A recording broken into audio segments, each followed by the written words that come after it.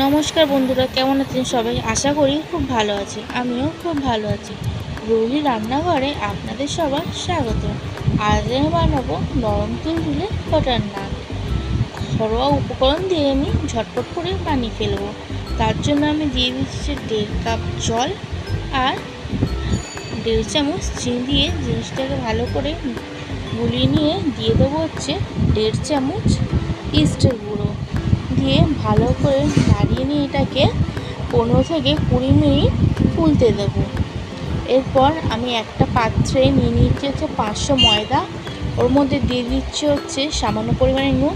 ময়দার সাথে নুনটা ভালো করে মিশিয়ে নিয়ে এবার ইস্ট গোলানোর জলটা কিন্তু ময়দার মধ্যে দিয়ে দেবো, দিয়ে কিন্তু অল্প অল্প করে জিনিসটাকে মেখে নেব।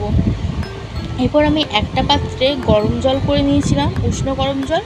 এবার গরম জলটা দিয়ে ময়দাটাকে আমি ভালো মতন নরম করে মেখে নেব। শক্ত করা কিন্তু যাবে না, নয়তো ময়দাটা ফুলবে না। এরপর ভালো করে আমি জিনিসটাকে নরম করে দেখুন মেখে নিয়েছি। এরপর ওপর থেকে সাদা তেল ছড়িয়ে আধ ঘন্টার মতন জিনিসটাকে রেস্টে রেখে দেবো। রেস্টে রাখার পর দেখবেন জিনিসটা কিন্তু অনেকটা ফুলে উঠেছে। দেখুন ময়দার ডোটা কিন্তু অনেকটাই ফুলে উঠেছে আর অনেকটা কিন্তু নরম হয়েছে। এরপর এটাকে নামিয়ে আরও 2-3 বার ভালো করে মেখে নেব। তারপর আমি এটাকে বড় বড় করে লিচি বানিয়ে নেব।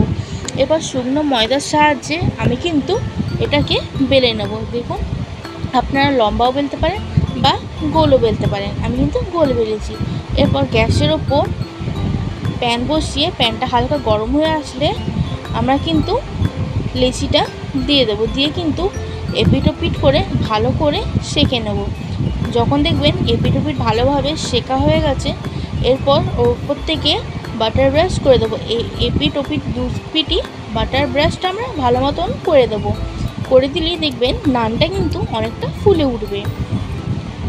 এরপর ভালো করে বাটার ব্রাশ করে আমরা জিনিসটাকে নামিয়ে নেব। তো রেডি আমাদের কিন্তু বাটার নান। এরমভাবে কিন্তু আমি সব বাটার নানগুলো বানিয়ে নিয়েছিলাম।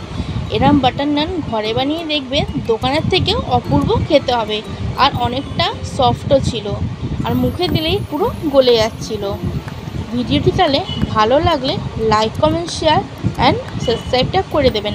আর এরম নান ঘরে বানিয়ে আমাকে কমেন্টে কিন্তু নিশ্চয়ই জানাবেন। আজকের জন্য টাটা।